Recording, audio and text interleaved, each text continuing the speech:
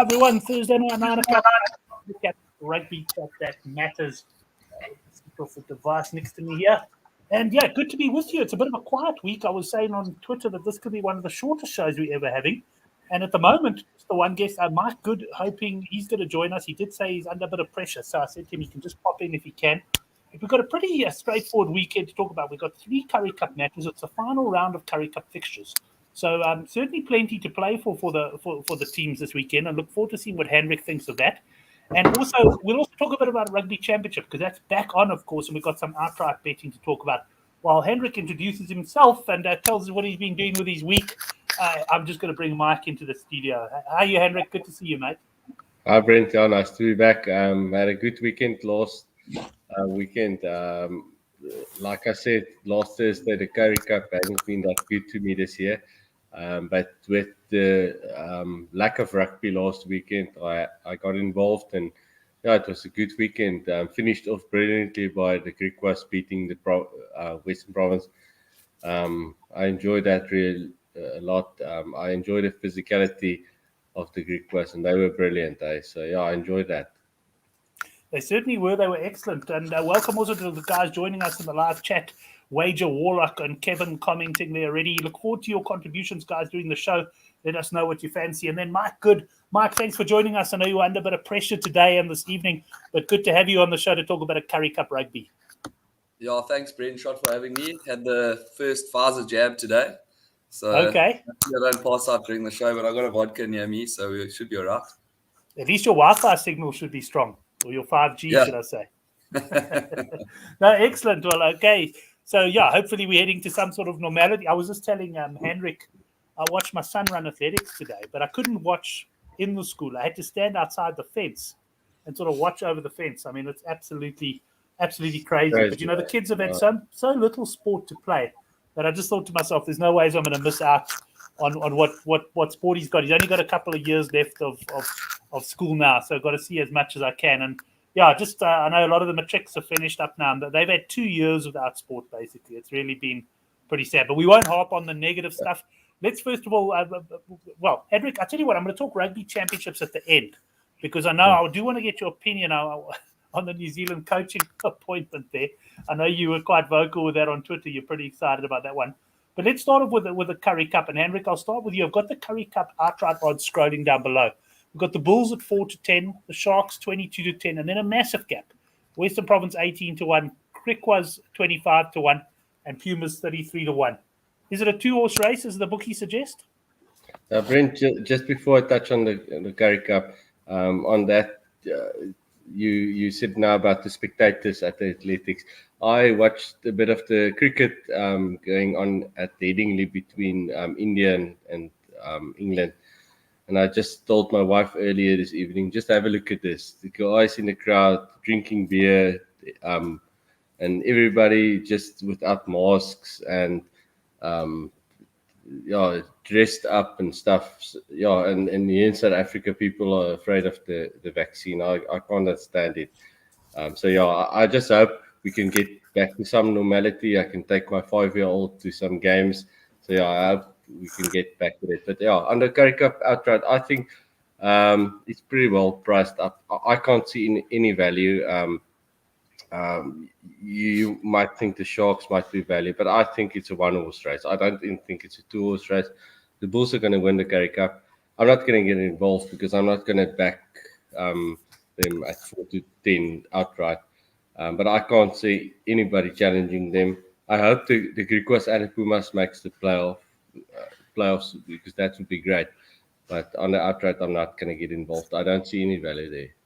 Yeah, and a fair comment there, I think. And Mark, I'll get your opinion on that. I must say probably about 6 matches ago, there was the Bulls went like 12-10. And I remember thinking, now's the time to climb on board. And then I think the Sharks missed a match because of COVID, and immediately their price, and since then the price has shortened each week. But Mike, any way you can see the Bulls getting beaten in this Currie Cup? I can. I think the Sharks have found a new lease on life there with Lionel Grenier at 10 and Butcher Chamberlain as a backup. And I think Sean Everett's selection this weekend made it quite clear that he doesn't see Bosch as a 10 going into the playoffs. I mean, it's going to have to take a big effort from them. from the Sharks. But I can see them getting through the playoffs. But at the moment, the Currie Cup's been hit and miss. It's like betting on cricket in terms of results. Just with the Pumas and the Griquas playing good ruggers, I'm not a big fan of tournament betting. Outright tournament betting. I'll stick to the games. There's just too much that can happen, And I mean, if you like your form reading, to read into form for a full season, so much can change. There's injuries, there's suspensions. Every now and again, there's a coach change. There's COVID, so sometimes coaches aren't available there. So there's a lot of different factors involved. So I'm not like now more than ever. But the longest I'm willing to wait for a bet is a 4-day golf tournament. I've actually got the FedEx Cup in the background here. Okay, who have you backed this week? I haven't gone. I'm just gonna see who looks good on the week. It looks like a tricky track. So I think ball strikers will do well, but also the rough's quite thick around the green, so I think you're going to have a good short game. But I mean, again, you've got such quality across the field. I wouldn't be surprised if Final's up there again, just purely because he's got that monkey off his back in terms of the win. So we were talking about potentially backing him. It's such a strong field, difficult takes. I'll see who stands out. Excellent. Well, let us know over the weekend there as well. Let's start with you then on the first game. And the first question I've got for you before we look at the betting, do you know what stadium that is in the background on the show here? The colour of the grass will give you a clue. Yeah, it's called the concrete pitch in the Tafellager Kimberley pitch. That's it. Yeah, exactly. The Griquas are always good at home. As we know, they've shown that over the years, even when Currie Cup was at full strength and not diluted like it is now. But I'm looking forward to this game because I'm quite stoked for both the unions because they've gone through some tough times. And it's nice to see them competing in a Currie Cup. And I think they're well worth what they've done up to this point.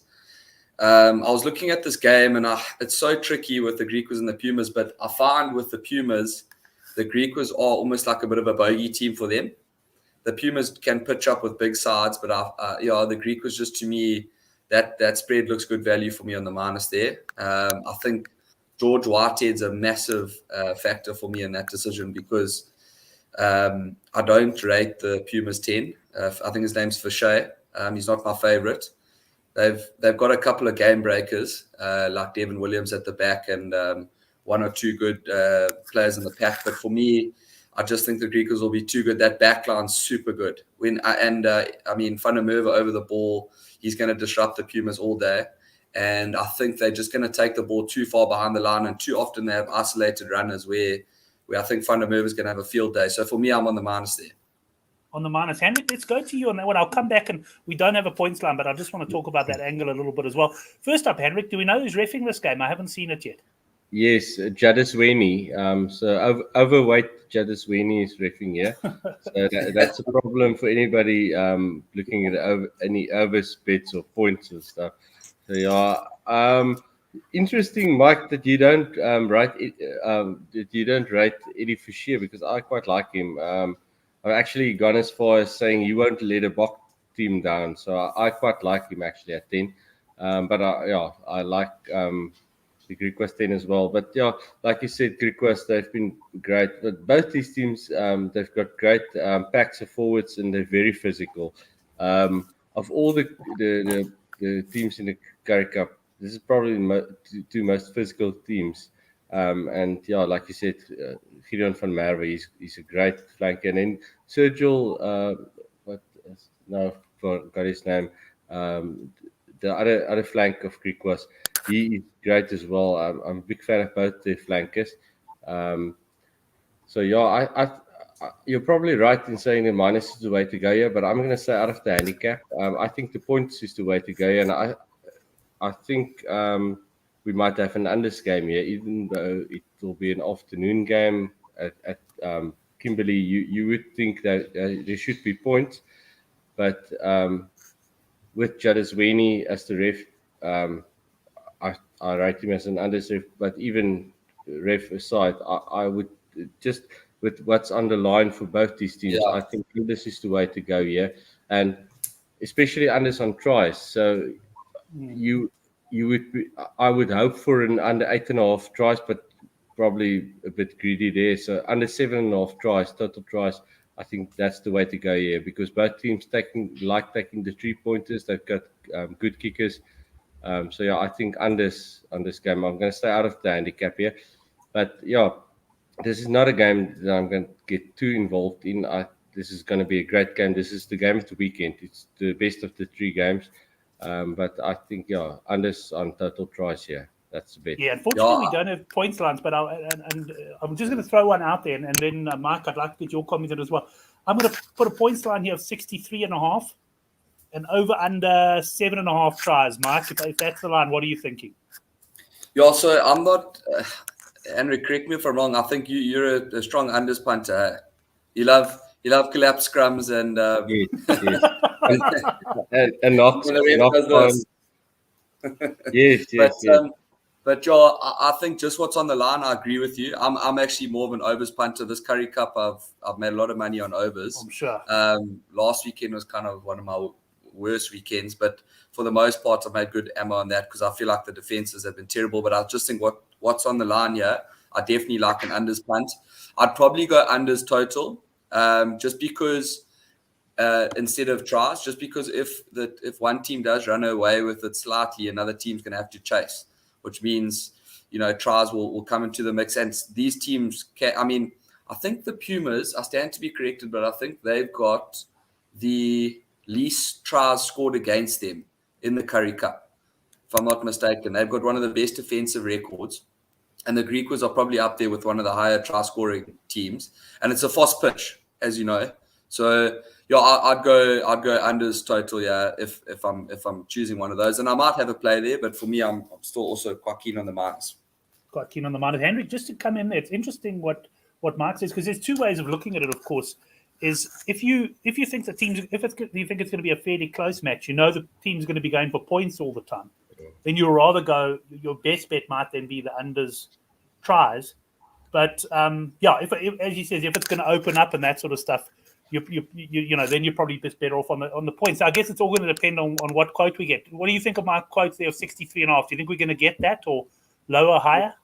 Yeah, Brent. Also, if it happens, like Mark said, one of the teams runs away with it, or they have as a good first off, you can also see that team parking the bus a bit, being more defensive and just making sure they win the game. So I like unders very much here, and this is one of my strongest fancies of all 3 games on the unders on this bet. I think you're pretty close probably with 63.5 and 7.5 tries. I'll fancy the unders on tries more than the 63.5. But that's probably close. I would be very happy to get anything over 60 here. And I think the bookies might take into account that most people will probably think that you should get points from both these teams, but just with what's on the line and with Jadis Weenie as the ref, I think the unders is surely the way to go. Yeah, I think good points. I think I can't remember who they played a few weeks ago. Griquas were well clear at halftime, and people were talking about overs, and I remember going unders there at a really high quote because once a team's got the job done, they also sometimes like to just close it out, and that often happens in what we could effectively call a playoff game here as well. But Henry, let's stay with you for the next game. We've got the Bulls here against the Cheetahs. I did cap this game at 15.5, but I've made the point that team selections and that would be interesting. We've got the Bulls a minus 14.5 at home to the Cheetahs. Brent, I haven't seen the teams for this one.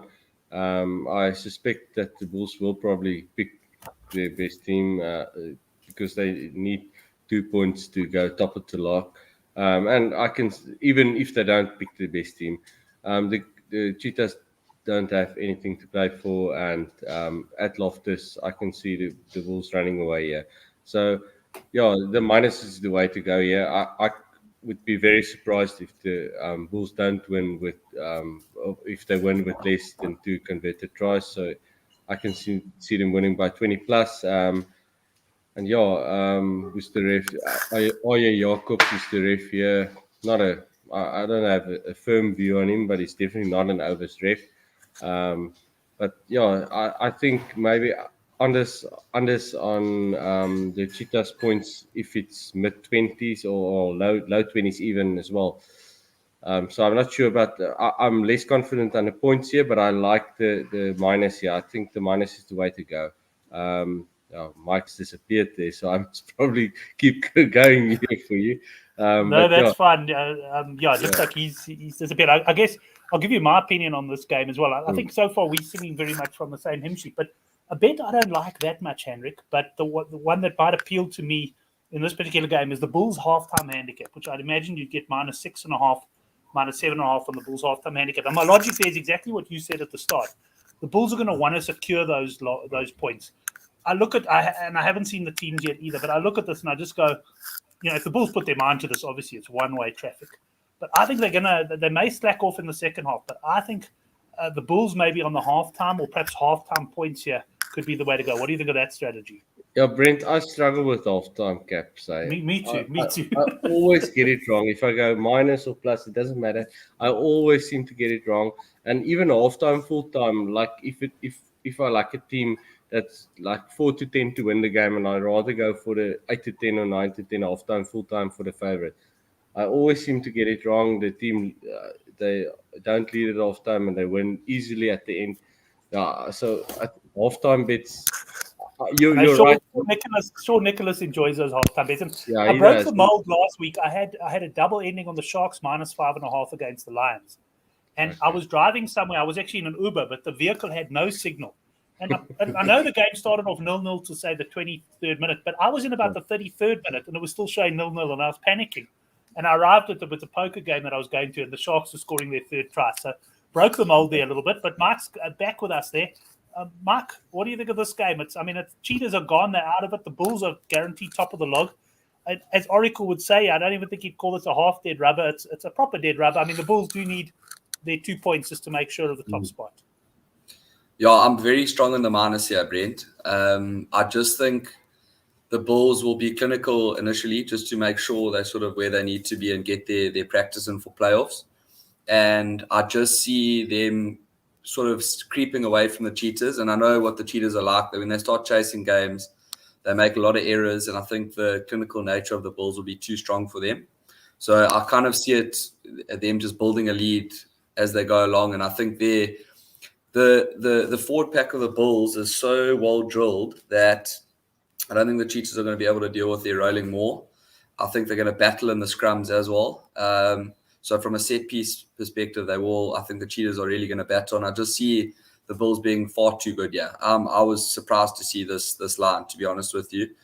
I don't see any reason not to go minus here. I've racked my brain as to what the cons are, and I can't come up with much. Yeah, I must say, when I handicapped this game at -15.5, I mistakenly thought the Cheetahs, I was looking at the log wrong. I mistakenly thought the Cheetahs could still qualify. I think it was I can't remember who had to win out of the Pumas brick. But anyway, I was wrong.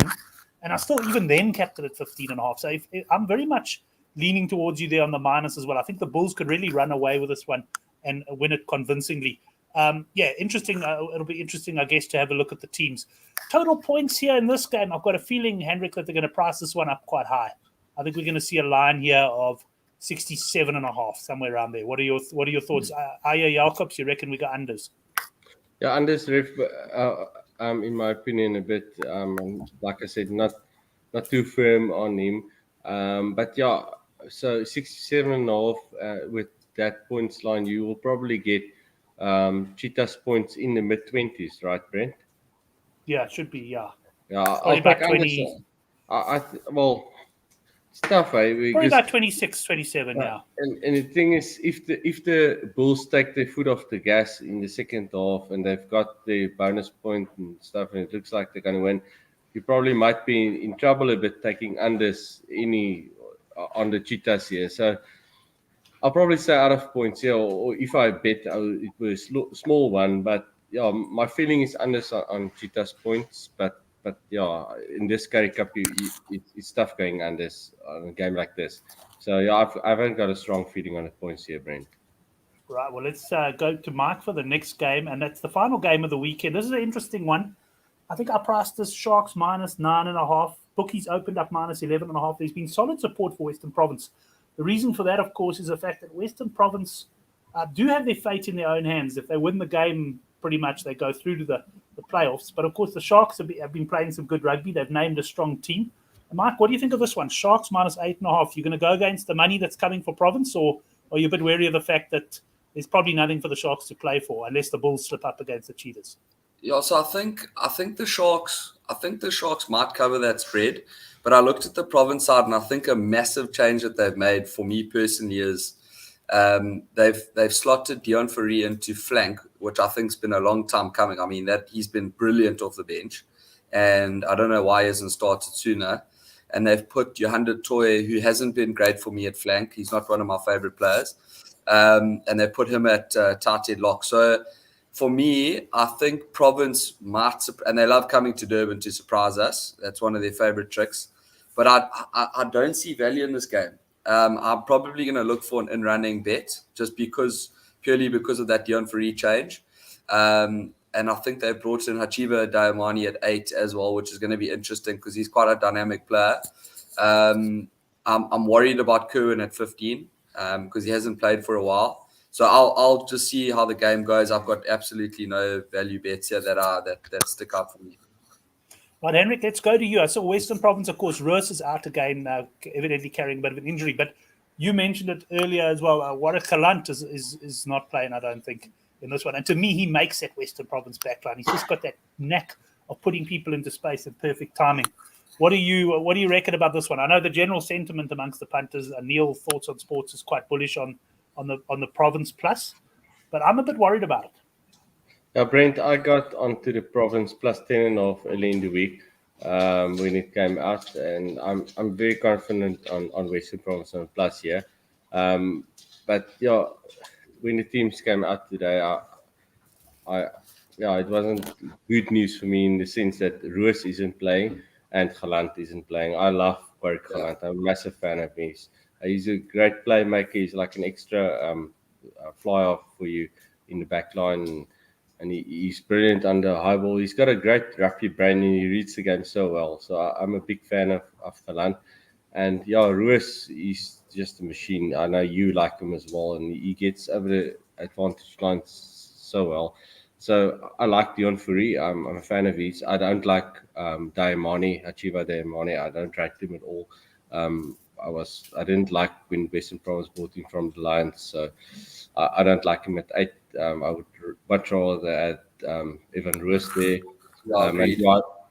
And Johan de Toy, like Mike said, he's been crap in my opinion. He plays on his brother's name, and now he's been shifted to lock. I would much rather add JD Schickeling there. So I'm not sure how he's going to go at lock, but I'm still happy to be on the Province Plus just because I think the Bulls will make sure of top spot on the lock before this game, and I just think the Sharks players' mindset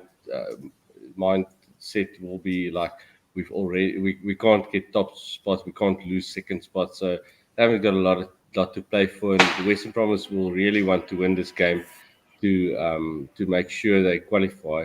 So I won't be surprised if Western Province win this. So on plus 8.5, I'm still very happy to go on the plus. Yeah, I can see the Sharks not taking this too seriously of playing all out. So I'm of all the handicaps over the 3 games. I'm most confident on the plus here. Even though I like the Bulls minus as well, I like this Province plus more. Just I see Conductor was in the live chat there watching on Twitter, and he said weather in Durban looks terrible, and then underneath he said that means we're going to get points, Henrik. And I mean, you and I have seen many a time where it's actually rained in Durban. Yes. And in Durban, we all know when it's hot and muggy, the guys struggle to score points. You have rain, and all of a sudden the points flow. So I guess you're going to be treating the points line with a bit of caution. Yeah, I hope the bookmakers think points will be under when they see the rain. I actually checked the weather report for Durban this morning as well. It looks like there will be rain the whole day, and even with the game going. So if I can get a points line of mid to late 40s, I will be on overs here. I've seen it over my years of punting. in Durban, if it rains, you go overs. You don't go unders. And especially with Marius van der Westhuizen being the ref here, he's the ultimate overs ref. So yeah, I hope the points line is all right, and I'll go overs here. We've What are your got thoughts, Mike? we've got a big cold. Yeah, so I was just saying we got a big cold front coming in, but I'll confirm the weather for the boys on the group Saturday morning, just to let them know where it's at. But yeah, I agree with the overs because I think Province are going to come out hot, and I just think with the Sharks where they're at, they're very much a momentum side. So when they're going the right way, they're going the right way. So I think it's going to be it will be a close game, and I agree. Evan Roos is a big miss. I actually failed to mention that, but he's massive for their go forward. So yeah, let's see how we go. But yeah, for me, I'm going to wait for a bit of in running value.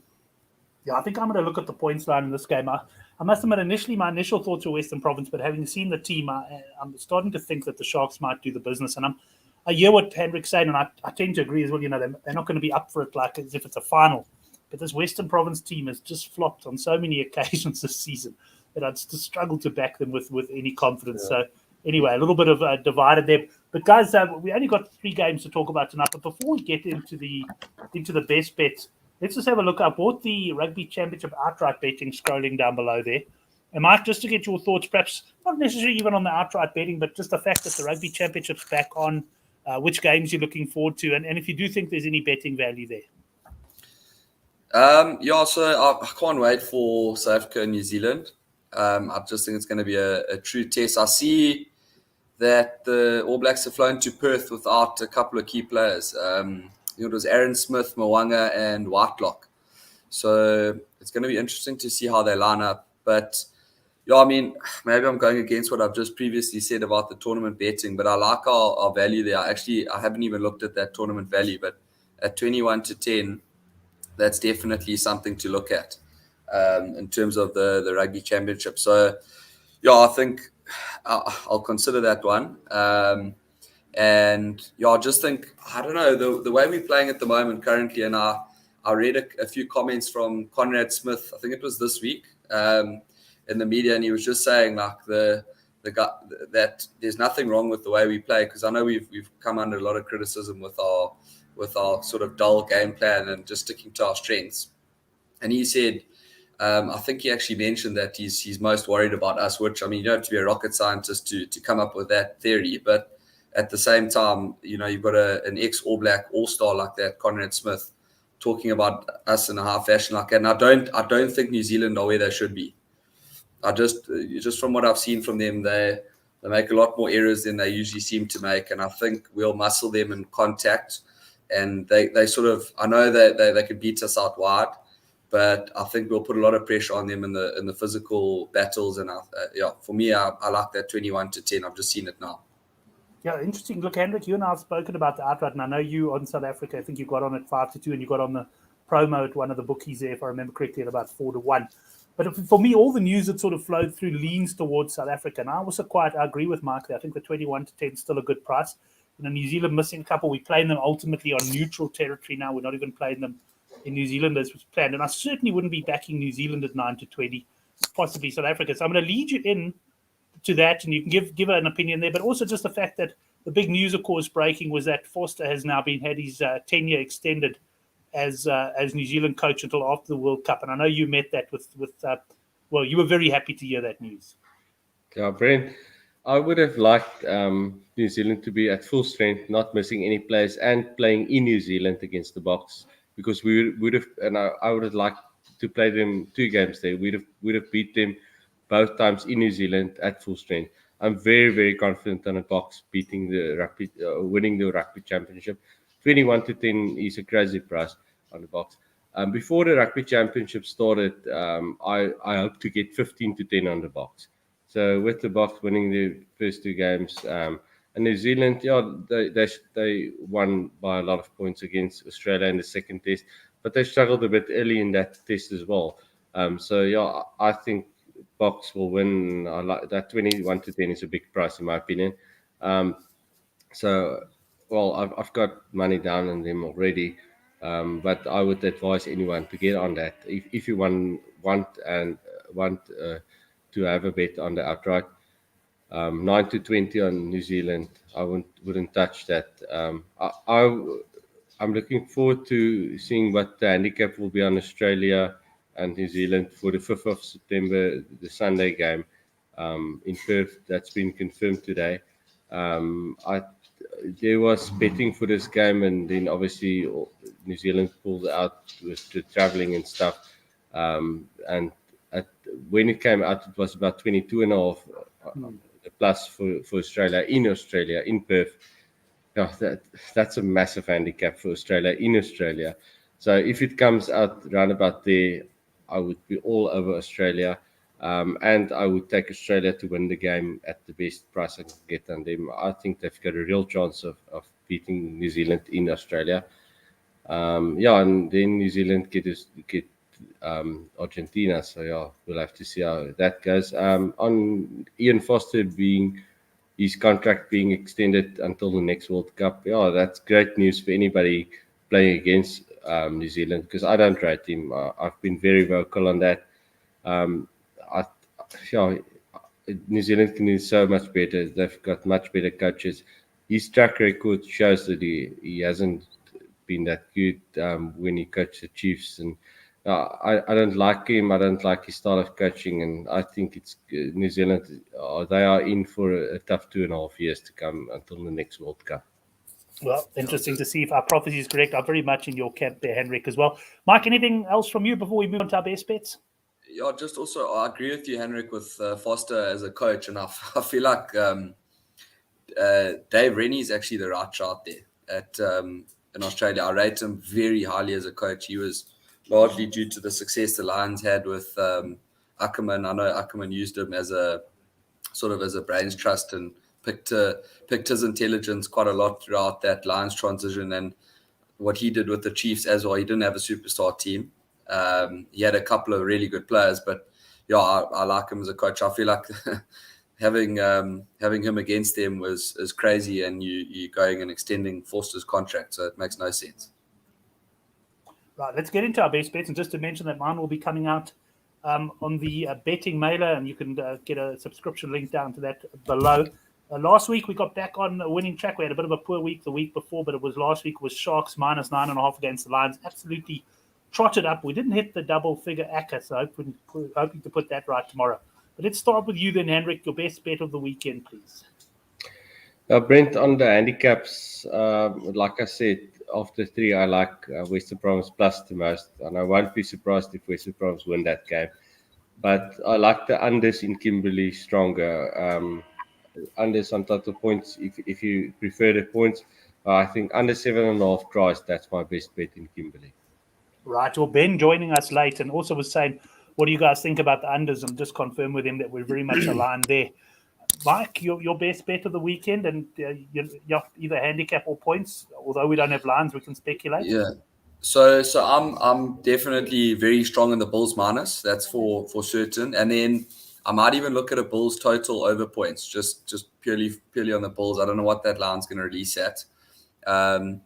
Because, I mean, look, the Cheetahs, one thing you can say about the Cheetahs is they are a side that can score a lot of points quite quickly if they're in that sort of mood. So I might do a double up there and take the Bulls on the minus and take the Bulls total overs points just in case the Cheetahs do show up on the day, which I think is unlikely, but yeah, that's sort of where I see it. And then just interestingly enough, I saw a bit of value. I'm not a specialist in this market, but just in the Pro D2, let me just get the points line up here. So there was, I think, a bit of value for Carcassonne in the Pro D2 versus Normandy. That spread lines at minus 9.5, and Carcassonne are at home. They're as far as I know, a better funded side than Normandy, with bigger ambitions, and they've spent a lot more time in the Pro D2. I like them as on the minus there in the Pro D2 because there's not much rugby this weekend. So I was just having a look at those different sort of leagues, and I quite like them. And then I saw the Grenoble-Oyonnax game. Initially, I thought Grenoble might be a bit of value there, but it seems to be always a close contest between the two, so I'm going to leave that one out. But I like Carcassonne on the minus. I hadn't really heard much about that league. Sorry, Brent, I just like your opinion on that game, Mike just talked about. Yeah, no chance. I was just going to say, Hendrik, it's funny. I haven't heard about. I mean, I've obviously, when you scan the betting, you see the league come up there on the betting and that. But I haven't heard about this league. No one's ever talked about this league. But have one weekend where there's not a lot of rugby, and suddenly I know lots of guys talking about the the Pro D2. So yeah, it's amazing what a weekend without rugby can do. There's one question I want to ask each of you guys before we finish, Mike, and I'll start with you. Obviously, we've got the European League starting up soon. What's your favorite league? Let's just say, if I could say your favorite league to watch or your favorite league to bet on, what do you look forward to the most? Premiership. English Premiership. Not even a question. Yeah. Now, if you told me that a few years ago, I'd have said you were mad. But I tell you what, that Premiership is bloody brilliant rugby to watch. I absolutely love it, especially now. Awesome. I think that they've got all these synthetic pitches and stuff like that. It means it's not as reliant on conditions. And certainly when they play, in the sort of spring, in the sort of decent weather, it's great to watch. And Hendrik, let me ask you, I think in the past you probably would have said the Currie Cup, but maybe after this year you can go somewhere else. Brent, with you guys talking about the Premiership, the last 2 years, the Premiership has been quite high scoring, so I don't like that because I don't like the high scoring games. But I don't have enough knowledge of it. I don't follow it closely enough, but I know most guys love the Premiership, and it's good to watch. But to bet on, I can't get it right. I'm terrible at it. So I try and, when I'm bored on a Sunday and I want to have a bet, I try and follow the right guys, because there are certain guys that's very good at it that you can follow on Twitter, and guys that's on the show. And there's one of them now, the conductor. He loves his European football. Yeah, and Neil as well. Yes, they are quite good at it. And yeah, the Currie Cup used to be my favorite. Look, the World Cup is. I wish we could have a World Cup every year, because the World Cup is a cash cow. I kill it on the World Cup, and most of us kill it on the World Cup. It's just, there's so many games, there's so much value. The World Cup is the best, but every year tournaments. Probably NPC my favorite. I do quite well in New Zealand provincial championship. So with the Currie Cup not being that good to me of the past couple of years, I'd say the NPC is my best. Excellent, Hendrik. Thanks very much. Great having you on the show. And Mike, thanks a lot. Hope you punt a winner in the golf. Pop me a WhatsApp there, and I'll probably follow you on that one. I like to watch golf Saturday and Sunday, especially these FedEx Cup players. Do you think we like betting? I knew you were, when you started talking about the Pro D2, then I knew you were a definite victim, just like myself. And thanks to all the guys who joined us in the live chat. It was short and sweet. Well, not that short, really, considering we only chatted about 3 games, but we managed to get through it in well under the usual hour. Thanks for watching. Subscribe down to the newsletter. And we'll see you next week for the Handicap Rugby Chat That Matters, where we'll start talking a lot more Rugby Championship. Thanks, everyone. See you next week. Thanks, guys.